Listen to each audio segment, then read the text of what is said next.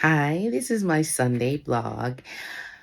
I've had quite a few subscribers ask me for a tour of my studio. So, before we do this, I think I should explain how my space happens to be. Now, I was a school teacher for over 20 years, school librarian, and I know my learning style. And I'm a visual learner. That means for me, out of sight is out of mind. And I love watching other people's studios with all that white, and it's just beautiful and everything is in its place. And I wish, but that's not how I produce. That's not how I create. That's not my vibe. So I keep my studio locked in this room. I try not to let it escape into the rest of the house since I do share a house with my dad. So bear that in mind, and I'll explain to you and show you the space I create in.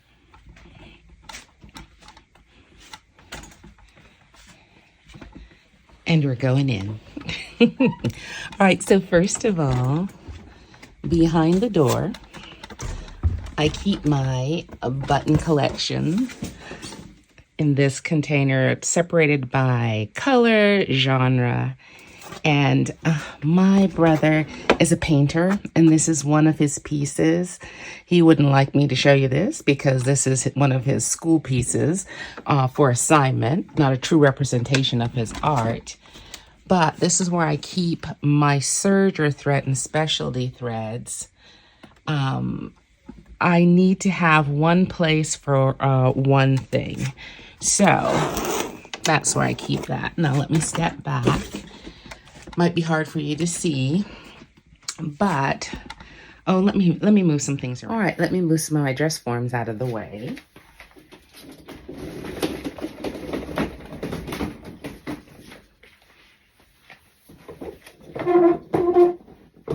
All right, so this is how we start. So this is how a visual mind works.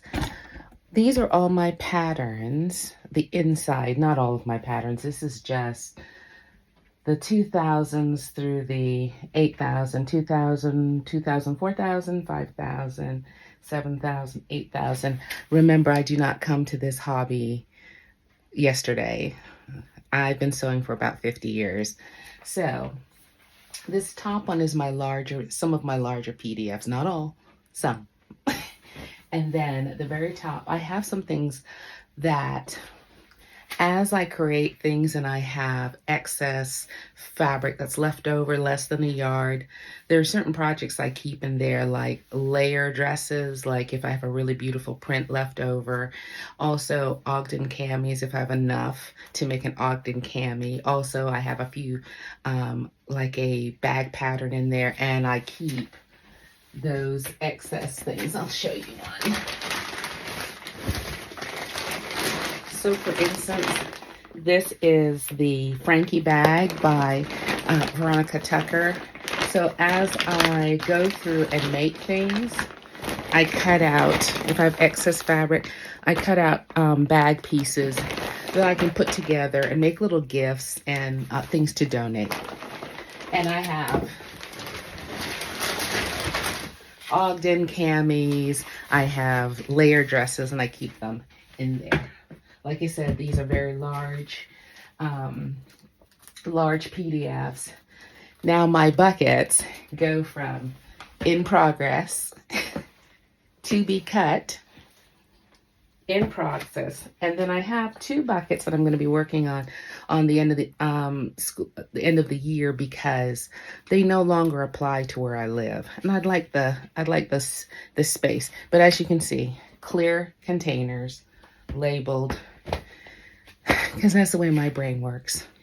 Now this table is my banquet table that I use to cut things out, as well as if I'm working on a large project like a quilt or something like that, I will sew here versus another part of my room where I have a beautiful sewing machine table. But this is where a lot of things that are sorted into, like my quilting, rulers, my glasses, my projector. different markers, fabric markers, as well as all my cutting implements and things like that I keep over here and other places. Now this is my vision board. I kind of separate it by months.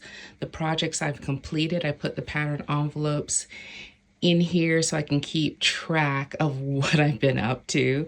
And I keep it slid in this little space right here, but I wanted to explain what was all going on over here. All right, in this corner, I keep my buckets that have things that are more seasonal. You can see my Christmas crafts, my Christmas gifts and things like that, and dolls and things I work on. But over here in the corner, these buckets don't come out until my brain says it's time to quilt. These are all my quilting fabrics separated into color. Like I said, I have to label. It has to be clear. I have to be able to see it or it does not exist. So while it may seem chaotic to most brains, I know exactly where to find black, beige, red, yellow, green, 100% cotton quilting fabric. Now, this is one of my most favorite places in my house, much less in this room. And it is my kind of my napping nook, someplace to sit and contemplate ideas. And it's in this window with this beautiful little day bed. And I use it also. This is my collection of another addiction. For a few years, I was passionate about polymer clay, and I got into creating ornaments, and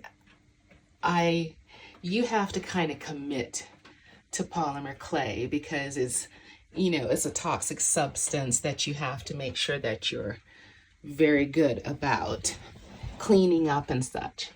And I loved it, and I loved creating these ornaments and giving them away, as well as using them I had them featured in a garden show once, but I think this time has passed. So now I just have the residuals, and I'm glad that I get to see them every day. Now this corner right here houses my ribbon, my old serger, and all of my reference books. My quilting books, my sewing magazines are kept all over here. And then we're coming into the section where this is my sewing table.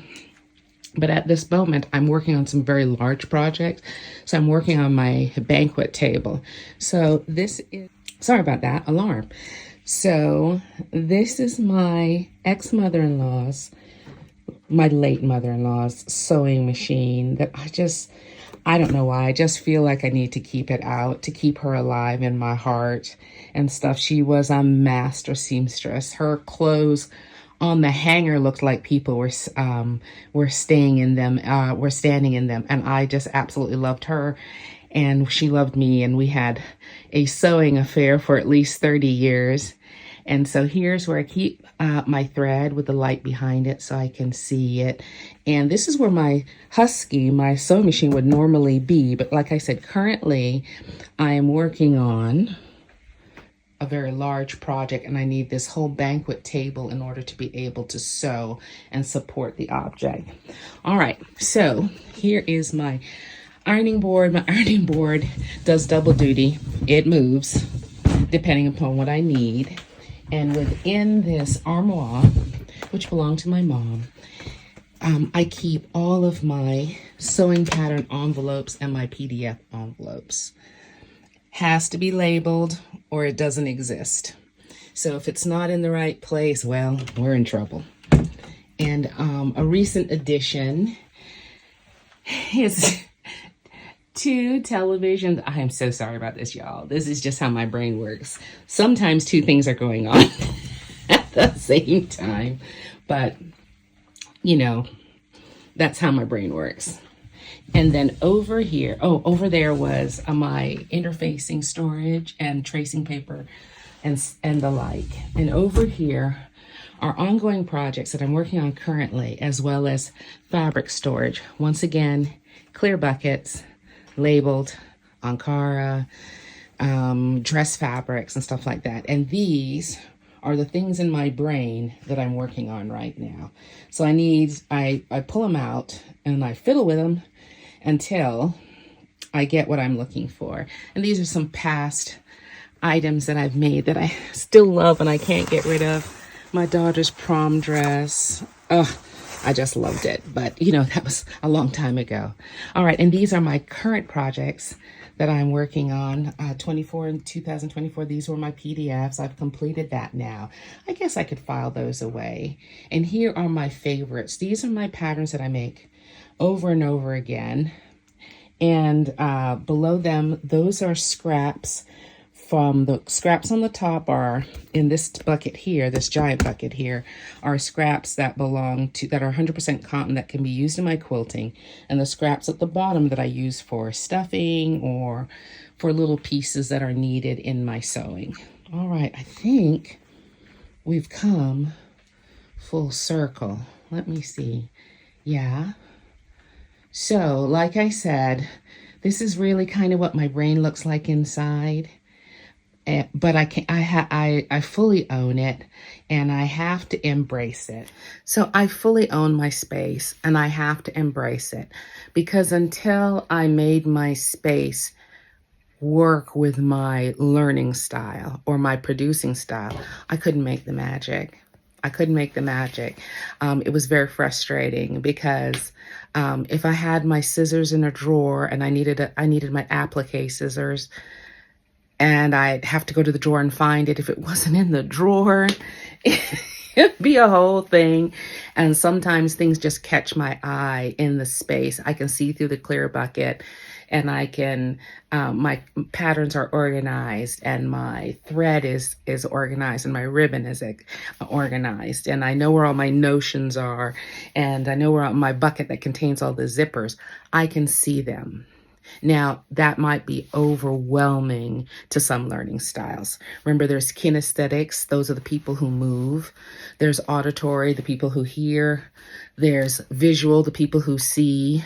There's a few more types. But as far as creatively making things, I have to be able to see things. So this room works for me.